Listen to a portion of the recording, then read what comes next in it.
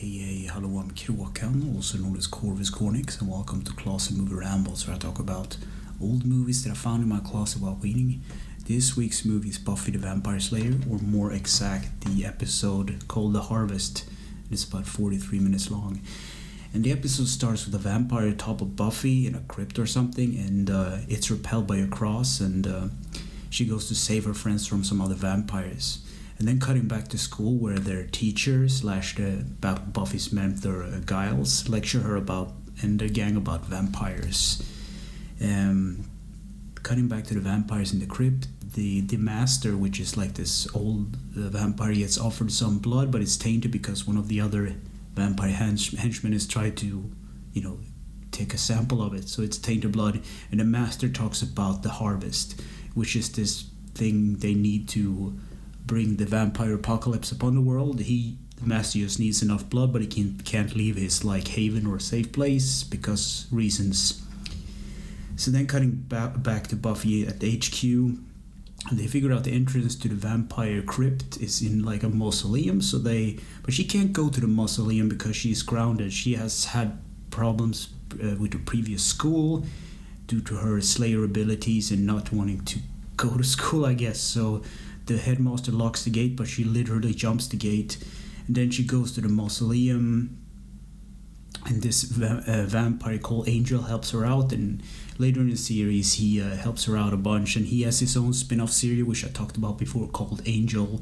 He's a really cool, interesting kind of emo vampire with a soul. Yeah, whatever. So she goes down to the crypt, but Sander, her friend, follows her, even though he's not equipped to be a slayer or take on vampires, but he wants to help.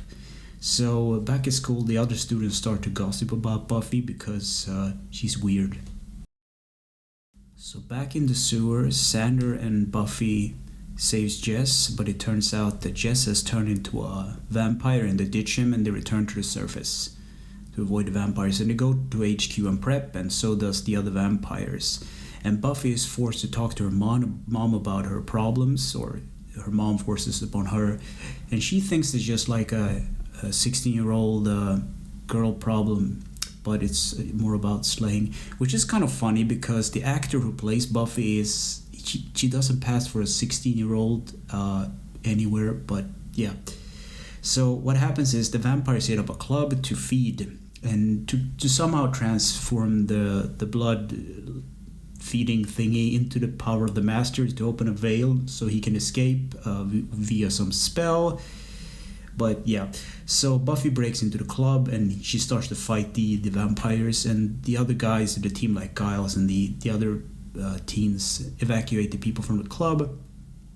And Sander is forced to kill Jess, but it's not really him that does it. There's some bystander that runs into him while he's holding up a stake, and Jesse gets impaled by it and turns into dust. And then Buffy fights the vessel vampire that transferred the power to the master and kills him outright, and the ritual is stopped. And the next day they go to school if nothing has ever happened. So what do I think about this movie, The Harvest?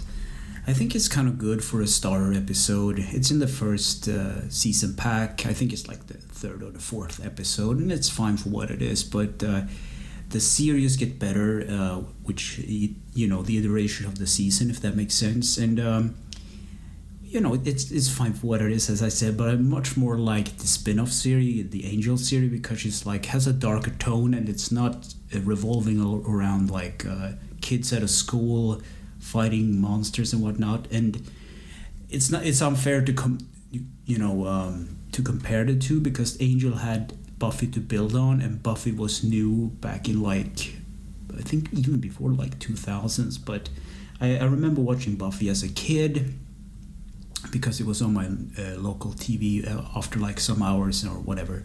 And I remember I was legitimately scared of the vampires because they looked really creepy and weird. But as an adult, it hasn't aged that well, so it's kind of cringe. Some scenes are you can see the choreography of the fighting is not up to snuff, and you're that doesn't look good.